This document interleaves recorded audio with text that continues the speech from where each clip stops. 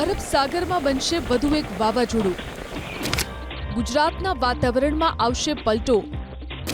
ડિસેમ્બરથી ગુજરાતમાં ફૂંકાશે ઠંડા પવનો.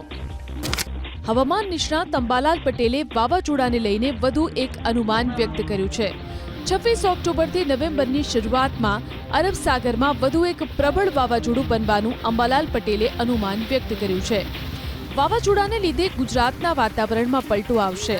એટલું જ નહીં, દક્ષિણ ભારતના રાજ્યોમાં ભારે વરસાદની પણ અંબાલાલ પટેલે આગાહી વ્યક્ત કરી છે. 18થી 21 ઓક્ટોબર સુધીમાં અરબ સાગરમાં હલચલ શરૂ થઈ જશે, જે હલચલને કારણે વાવાઝોડું પણ બની શકે છે. ઠંડી અંગે અંબાલાલ પટેલે અનુમાન વ્યક્ત કરતા કહ્યું કે ડિસેમ્બરની શરૂઆતથી રાજ્યમાં ઠંડા પવન ફૂંકાઈ શકે છે. 22 ડિસેમ્બર બાદ રાજ્યમાં હાડ થીજવતી ઠંડી પડવાની શક્યતા છે.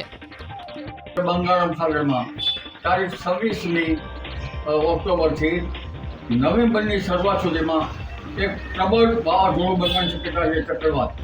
અને આ ચક્રવાતની અસરના કારણે ગુજરાતનું હવામાનમાં પલટાઈ શકવાની શક્યતા છે. આ ઉપરાંત તારીખ 7-11 બાદ દક્ષિણ ભારતમાં ભારેથી અતિભારે વરસાદ થવાની શક્યતા છે, જેના કારણે પણ ગુજરાતનું હવામાન પલટાઈ શકવાની શક્યતા છે. ડિસેમ્બરની શરૂઆતમાં ઠંડા પવનો ફૂંકાવાની શક્યતા રહેશે, પરંતુ 22 ડિસેમ્બર બાદ રાત્રો થીજવતી ઠંડી પડવાની શક્યતા રહેશે અને હાડ કંપાવી જેવી ઠંડી પડવાની શક્યતા છે. ન્યૂનતમ તાપમાન 10 ડિગ્રી સેલ્સિયસથી નીચું થઈ શકવાની શક્યતા રહેશે.